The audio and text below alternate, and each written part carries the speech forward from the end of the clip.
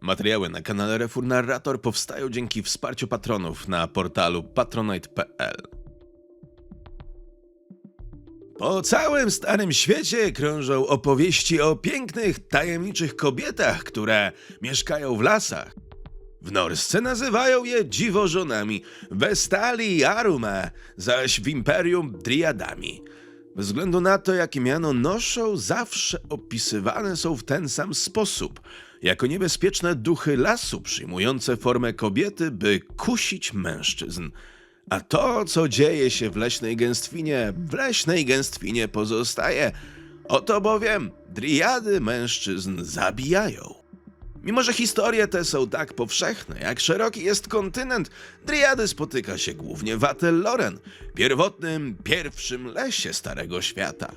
Być może są duchami obranymi w ciało, stworzonymi przez elfią wiedźmę, która włada puszczą. Być może są tak naprawdę elfimi kobietami zaklętymi przez sam las. Ja wierzę w inną teorię, jakoby były one przedłużeniem samej woli lasu. Tak jak mury bronią imperialnych zamków, tak driady bronią granic magicznej puszczy.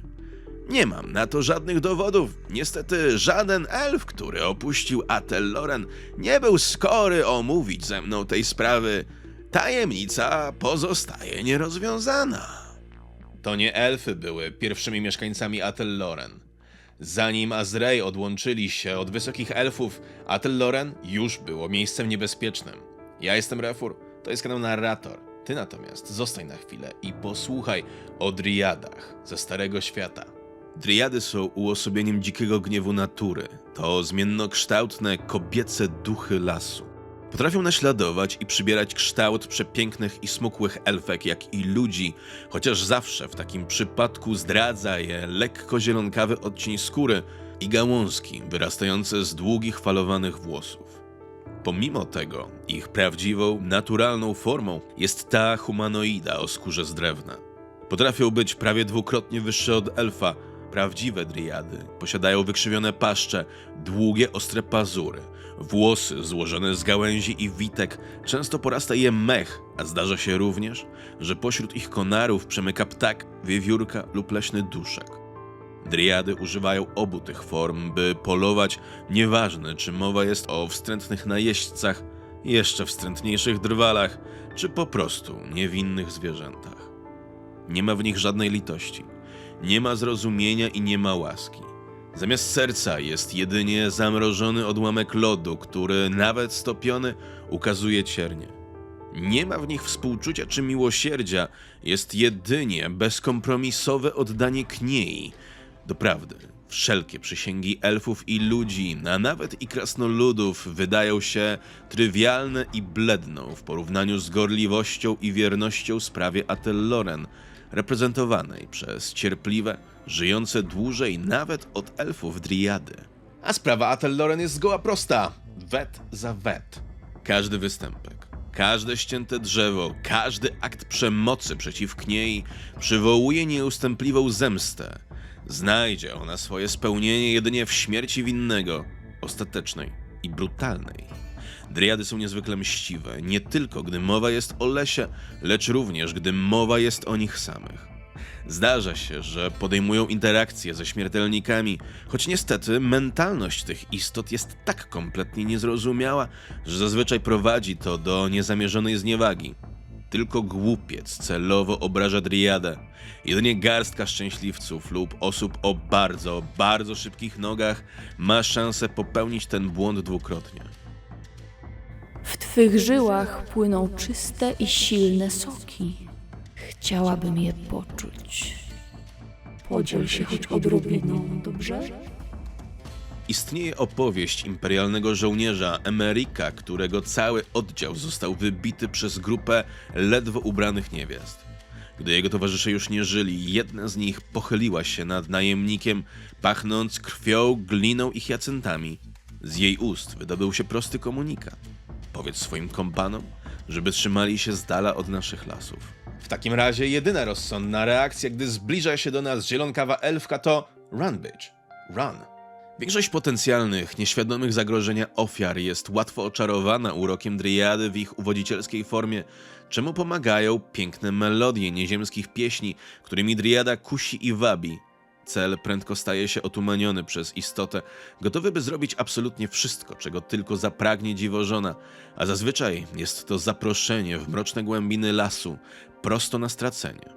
Dopiero gdy nieszczęsna ofiara jest całkowicie pod jej urokiem, a umysł gubi się w kłamliwych obietnicach i pożądaniu, driada atakuje.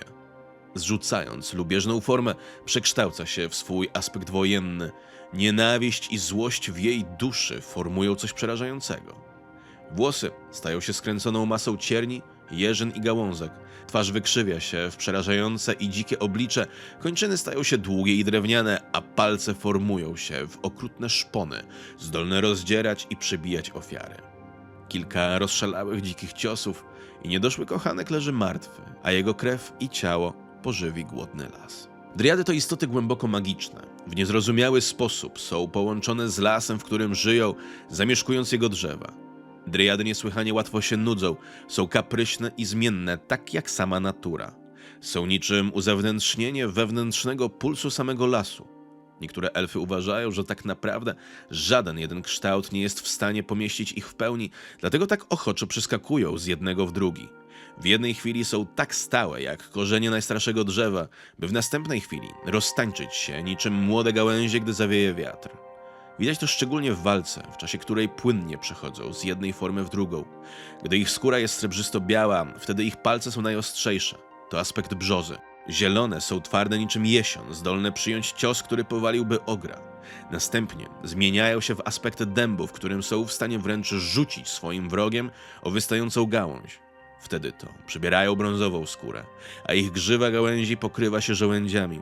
Jeśli to nie wystarczy, odpowiadają aspektem wierzby, w którym to driada staje się jasnozielona, a jej gałęzie wydłużają się na tyle, by móc chwycić broń i ręce wrogów. 4 nogi mają swoje zęby, pazury i pęd. Błyskający mają łuki i ostrza, a co mają drzewa, mają nas. No i lordów z Polan. Driadom nie jest po drodze z elfami. Unikają ich, a wręcz czasem próbują swoich uwodzicielskich mocy na co bardziej naiwnym młodym Azrei. Jedynie najbardziej uważni magowie mają wiedzę i odwagę, by prosić je o pomoc, jednak gdy Atel Loren rusza w bój, by bronić swych granic, wtedy las rusza jako jedność. Driady stają ramię w ramię z drzewcami, przyjmując swą naturalną bojową formę, wspierając leśne elfy na flankach. Mimo topornej budowy są szybkie i zwinne, przemieszczają się sprawnie po polu bitwy, spadając na niespodziewającego się wroga z cierni i zarośli. To właśnie syczący dźwięk driad ruszających do walki jest często pierwszym ostrzeżeniem dla armii przeciwnika, że wróg jest tuż. Mimo to driady potrafią być cierpliwe i konsekwentne w swoim działaniu. Potrafią nawet porwać wrogiego generała z jego namiotu, by następnego dnia jego podkomendni znaleźli martwy ochłap porozciągany po pobliskiej polanie. Driady kochają zadawać ból śmiertelnikom, a jeśli jeszcze dzięki temu mogą upewnić się, że knieja będzie bezpieczna, tym lepiej. To tyle na dzisiaj. Zostawiam was z pytaniem, o jakich innych dziwnych mieszkańcach Starego Świata chcielibyście posłuchać w materiałach na tym kanale. Zwyczajowo odsyłam też do moich social mediów, Facebooka, Instagrama i innych, ale również do Patronite'a. To właśnie wsparcie widzów, takich jak wy, pozwala mi poświęcać czas na tworzenie materiałów, takich jak ten. To tyle na dzisiaj. Do usłyszenia. Cześć.